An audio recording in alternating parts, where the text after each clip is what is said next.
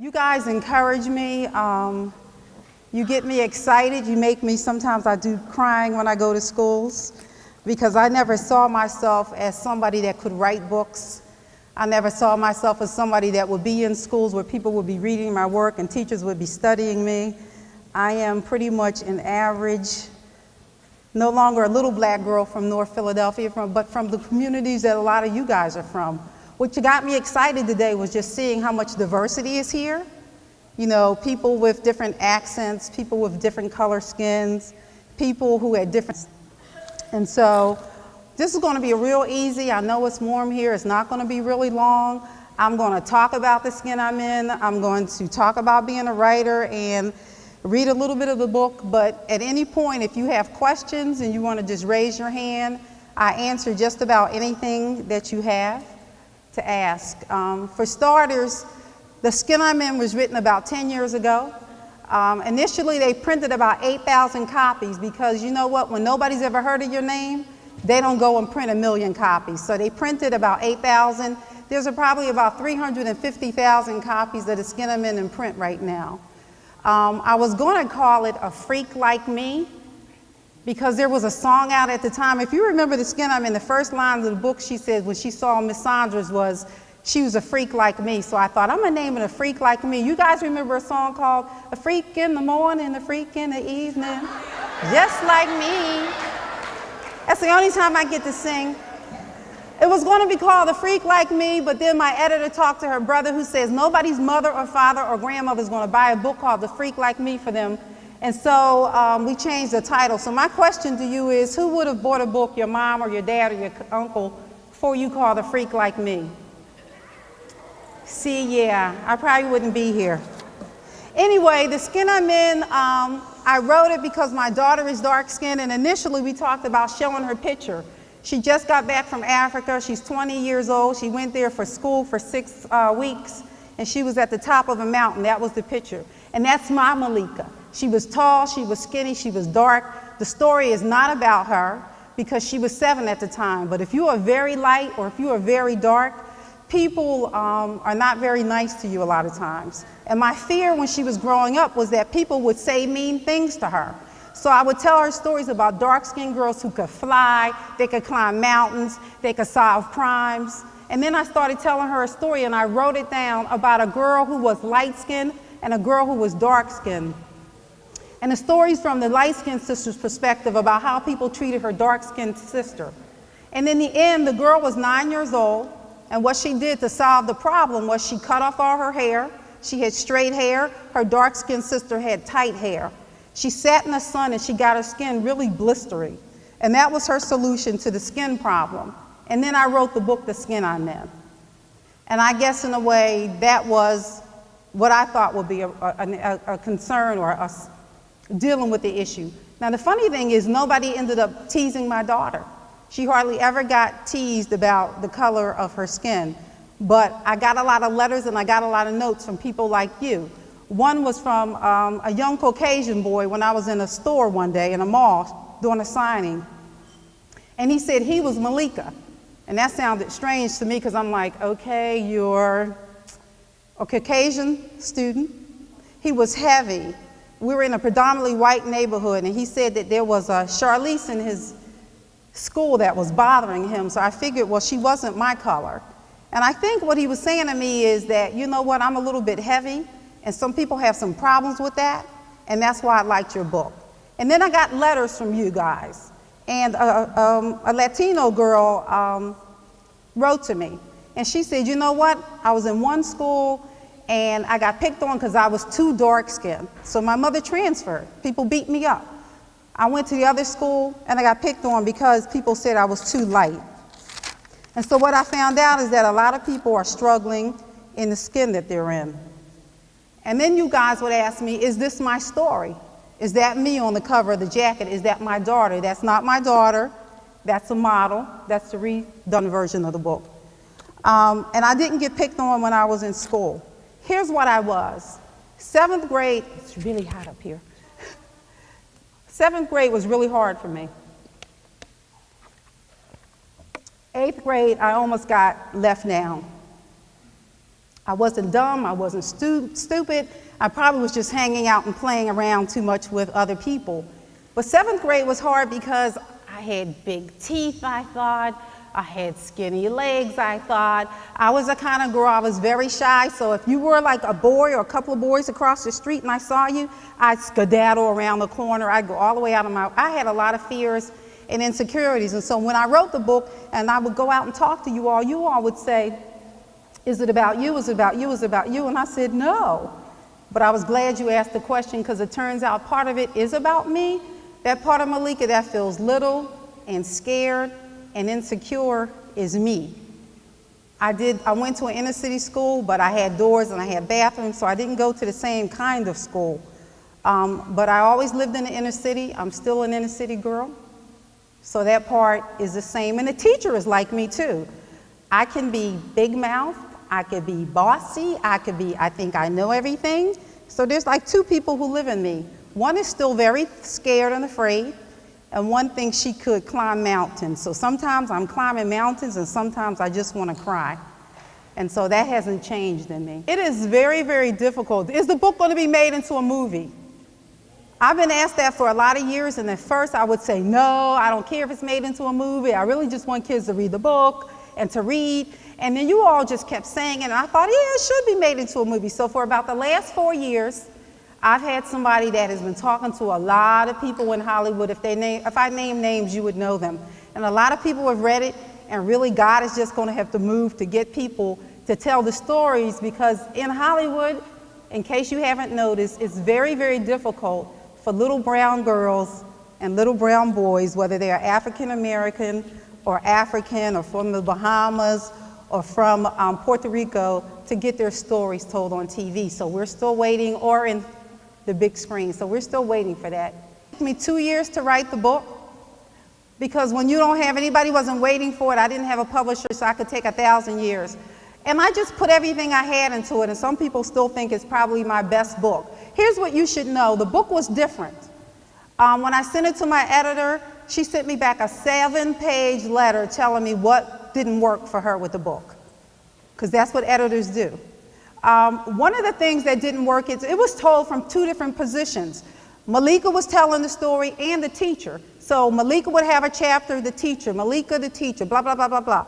And then my editor said, you know what, kids don't want to hear that much from grown-ups. So don't let the teacher have her own individual chapters. So if I pull that out, what do I have to do? I have to replace it with something. So initially, Malika did not work in the office. There wasn't any slave narratives in there. Akilma didn't exist in the beginning. Did my editor tell me to put it in? No. That's not really her job. Her job is really to tell me what's weak, what doesn't work. In the beginning, and I'm going to read the last couple chapters, the last chapter wasn't that. Because my editor got it and she said, this book just goes on and on. It doesn't have an ending. And so with this book, I learned how to, when do you end the book? I figured out how do you end the book too, so. But I'm going to read a little bit for people who have the book. If you turn to page 165, and you don't have to read it if you don't have it, that's okay. This is the point where Malika has obviously destroyed the classroom. And sometimes people ask me, Miss Sharon, did you burn up a class? Did you do something like that? And I look sweet and innocent, right? So did I burn up a class or didn't I? How many people think, yeah, you did it? No, I didn't do it. Here's what did happen. I was in, 7th or 8th grade. The health ed teacher was late for class. And so somebody got the bright idea, hey, let's mess up the classroom, because then when she comes back, all we'll have time to do is fix up the class. So I didn't go in because I was a nice, scary girl. And so they went in, they turned over desks, they threw paper, but they didn't do anything nearly what I did in my book. I never forgot that. I got called to the office anyway. I did not get in trouble because I didn't go into the room. So that's the story about that room. So anyway, this chapter is about Malika has helped destroy the room. Ms. Saunders has come to her house and say, listen, fess up. And Malika doesn't want to. And so the next day she's at school, and I'm having, okay, let me see if I can see it. I go to school the next day. Ms. Saunders has arranged for me to come back. She asked me to meet her in her classroom before school starts. When I arrive, Shar is there. Ms. Saunders is not wearing a suit. She's got on blue jeans. She's saying something, but I can't make out just what. She and Shar are talking at the same time. Shar's going on and on about how she didn't have nothing to do with messing up Ms. Saunders' room. Ms. Saunders is telling me to tell her the whole truth. I want to tell her that the truth will get my butt kicked good. That if I open my big mouth, ain't nothing she or mama can do to keep Charlize from getting me back. Only I don't say nothing, I just keep my mouth closed. Charlize looks scared, like she's gonna cry. I never seen that before. I figured that maybe she didn't have no tears. All the while Char's eyes are saying, I better take the blame or else. I am so tired of being scared, of doing what other folks want me to do. Char throws her mean words at me, words as hard as bricks. You better not punk out on me, she says. Tears start to roll down my eyes. Malika, you know what Juju will do to me if I get kicked out of school? Juju will kick Charlize's butt good.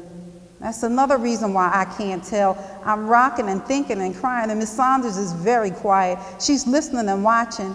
She puts a gentle hand on my shoulder. If I get into trouble for you, you're gonna have to move out to another neighborhood, Char's saying. I keep on rocking and crying. I'm thinking about the boys who tried to kiss me and the ones I whipped when I helped John John. I start thinking about Akilma too. And Miss Saunders has her arm around me, and it feels so good to have her here. She's letting Char speak her mind. All I done for you, Char says. Just pull it back just a little. That's okay.